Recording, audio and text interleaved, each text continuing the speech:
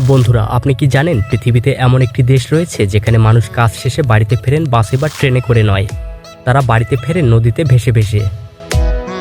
দেশটি হলো সুইজারল্যান্ড।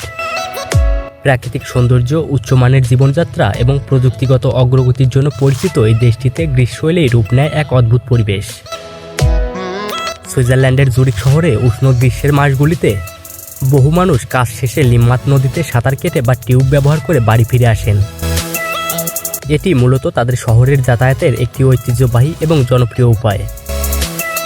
সুইজারল্যান্ডের কিছু শহর, বিশেষ করে বান ও ব্যাসেল অঞ্চলের অফিস পাড়াগুলোর পাশ দিয়ে বয়ে গেছে নদী। কাজ শেষে মানুষ সোজা চলে আসেন নদীর ধারে।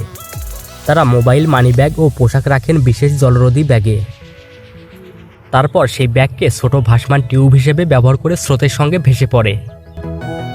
এই ব্যাগগুলো একদিকে জিনিসপত্রকে নিরাপদ রাখে, অন্যদিকে ভাসতে সহায়তা করে।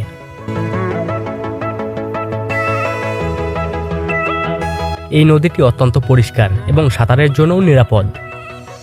দেশটির সরকার নদীর জলমান নিয়মিত পরীক্ষা করেন। মানুষের নিরাপত্তা ও সুবিধার কথা ভেবে সরকার নদীর পাড়ে তৈরি করেছে ড্রেস চেঞ্জ করার জন্য অসংখ্য কক্ষ। মাত্র অল্প সময়ের মধ্যেই নদীর স্রোতে ভেসে নিজের বাড়ির কাছাকাছি ঘাটে উঠে যায় অনেকেই। এতে একদিকে যেমন তাদের যাতায়াত খরচ বাঁচে, অন্যদিকে পরিবেশও রক্ষা পায়। এই প্রক্রিয়াটির ফলে গাড়ি ব্যবহৃত হচ্ছে না এবং বিষাক্ত ধোঁয়াও বের হচ্ছে না, যা পরিবেশ রক্ষা করতেও সহায়তা করছে। এই অসাধারণ যাতায়াত পদ্ধতি সুইস নাগরিকদের শারীরিক ও মানসিক প্রশান্তি দিয়ে থাকে এবং এই প্রক্রিয়াটি তারা খুবই এনজয় করে থাকে।